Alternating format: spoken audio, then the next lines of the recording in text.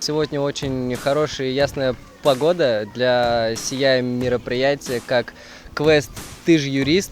По моей станции под названием «Переправа» они должны будут все работать в команде и пройти сквозь переправу, сделанную из канадских веревок. Их еще ожидает один сюрприз. А этот сюрприз не связан с тем, что вот здесь есть вольер с прекрасными зверями. Возможно, у медведя стоит что-нибудь украсть кому-нибудь из участников, нет? Нет, к сожалению, мы такого в этом году не сделаем, но было бы, кстати, интересно. Да, я тоже так делаю.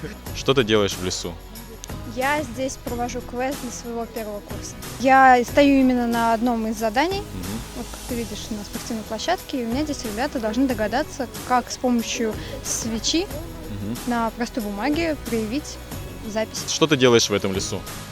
Здесь проходит квест для первокурсников.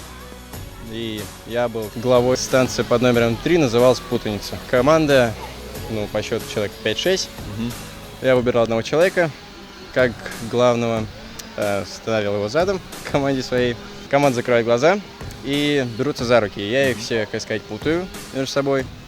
Потом главный должен их развязать за определенное время.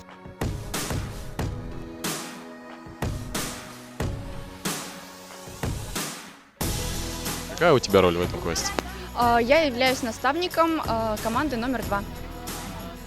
Как твоя команда справляется сегодня?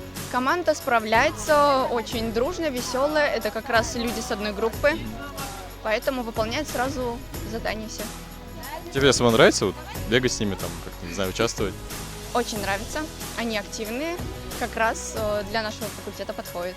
Мы прошли уже больше половины станции, и нам осталось совсем немного, чтобы победить все команды. Вообще сложная станция. Мы сожгли 2 листка. Да, мы сожгли 2 листка. Мы не хотели.